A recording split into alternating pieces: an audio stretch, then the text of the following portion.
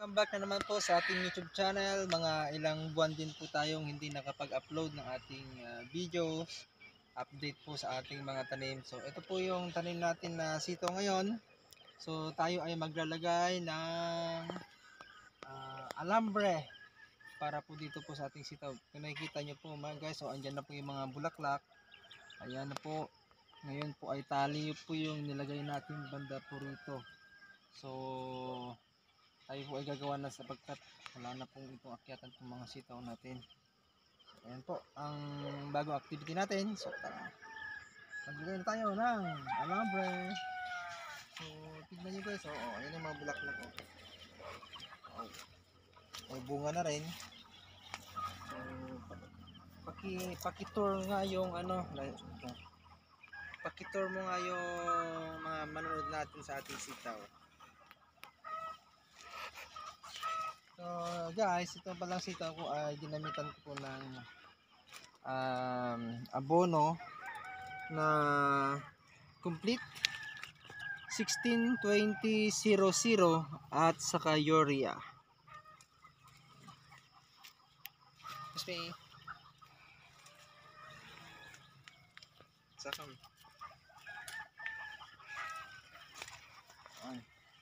Ito yung gumagamit ng alambre. Ito ba yung may isang ano man pili ito? At may isang kawayan. Okay.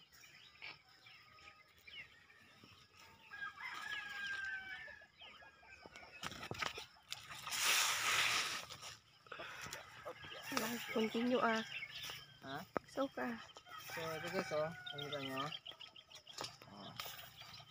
Ay sayang yung ano. Tutukol? So ito po yung alambre yung ginawa natin akyatan.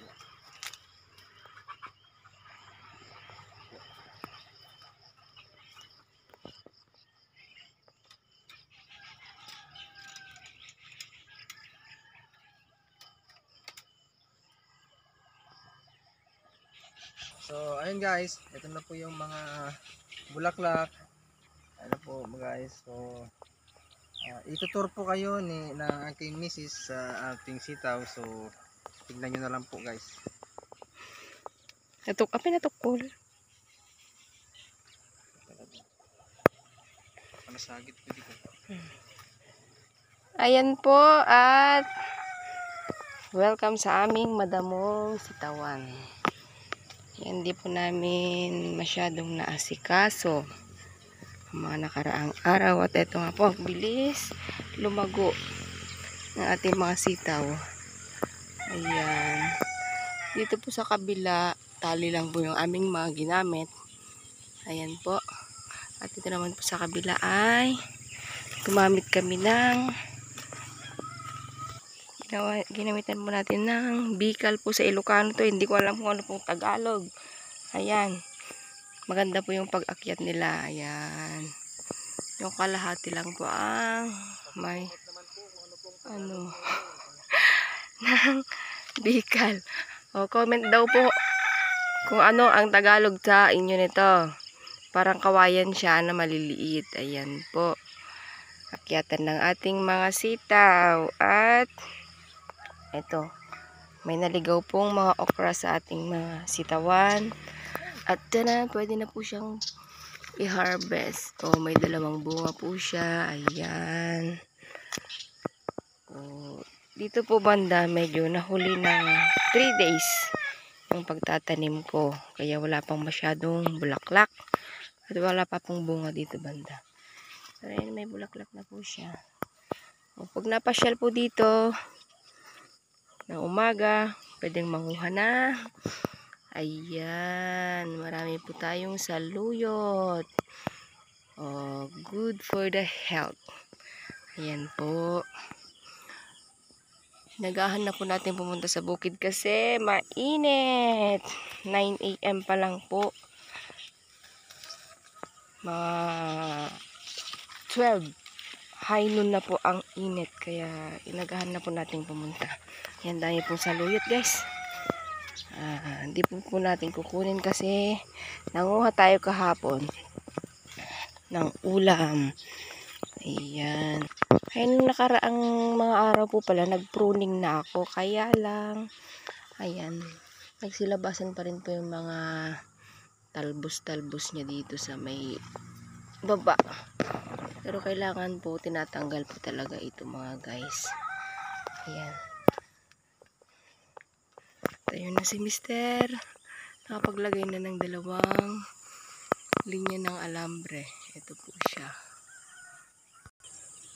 At ayan na po, nasa huling linya na po si Mister lalagay. At ako naman po ay namitas na ng ating mga unang bunga kasi pag lumaki naman po ng lumaki ay hindi naman po siya masarap pag naluto na. Ayan. Oh, ang aking Mister. Yan. Bagong gising yan. Hindi pa nakasuklay. Bago pumasok, kailangan talagang gumawa saglit sa bukid para di sayang ang oras. Yan. Uuwi pa po kami mamaya sa Santa Maria. At may pasok po ang aming dalaginting sa school. Half day lang naman. Pero mainit. Bumiyahe pag tanghali. Ayan po mga ka-reels, mga ka-farming. Ayun, nakikita nyo po yun. Hindi ko po nakita nung mga nakaraang araw. Malaki na po siya. At ayan na lang po natin siyang matuyo. So, maraming salamat guys sa pag-subscribe sa ating YouTube channel. So yung sekreto po nito, kaya ganito po yung kaganda po yung ating sitaw ay i-reveal po natin sa next na video po kung ano po yung full yarn na ginamit ko sa aking sitaw. So update ko na lang kayo sa next na vlog o aking YouTube channel. Thank you guys. God bless.